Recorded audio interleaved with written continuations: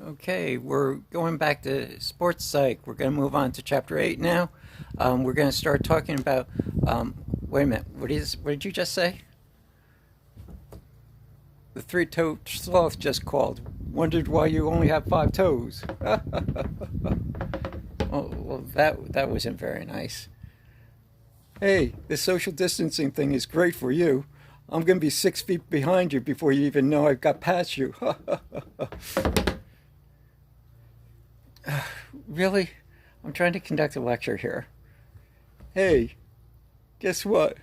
The only defense you know is that defense that goes around the house right there. All right, that's enough of you. Okay, I've had enough of your trash talk. All right, that's it. Okay, I'm just walking away from this trash talk. All right, so actually, this is chapter 7.5, if you wish, 7.5. We talked a little bit about arousal and the Yerkes-Dodson law. So what does trash talking do? Okay, your opponent basically is trying to get you away from that peak level of arousal, that you would be at as a good athlete. But if you engage in trash talking, all of a sudden you're not at that peak level of arousal. You're at the outer levels of arousal where your performance starts decreasing. So that's one reason why trash talking can be effective.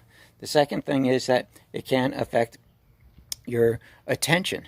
Attention was one of the other things that we talked about in chapter 7. So now instead of focusing on your task at hand, your attention has now shifted to any sort of personal retaliation against the person doing the trash talking. All right, so that's two. The other thing that's been suggested in the literature is that it adds a level of shame to the person who's the target of the trash talking.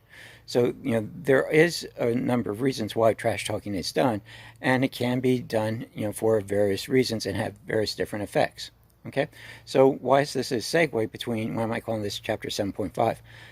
We just talked about how that relates to chapter 7. Chapter 8 deals with aggression. Okay, so aggression, most of you think of physical aggression when you talk about aggression in sports, but there certainly can be verbal aggression too.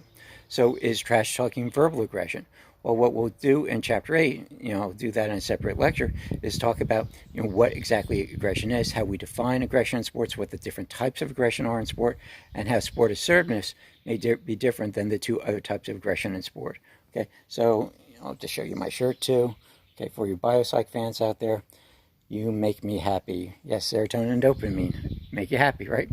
All right, so I'm still happy even though I had to deal with all that trash talking. All right, so we'll move on in the next lecture about chapter 8 and give you a whole bunch of examples of what aggression is, how it's defined, give you some examples and give you a sense of what would be defined as different types of aggression, and talk about how we measure aggression and how we can actually decrease aggression in sport. All right, so that's on tap for chapter 8. I'll probably post that tomorrow. So again, take care, everybody, stay safe, and we'll see you real soon. Okay, bye.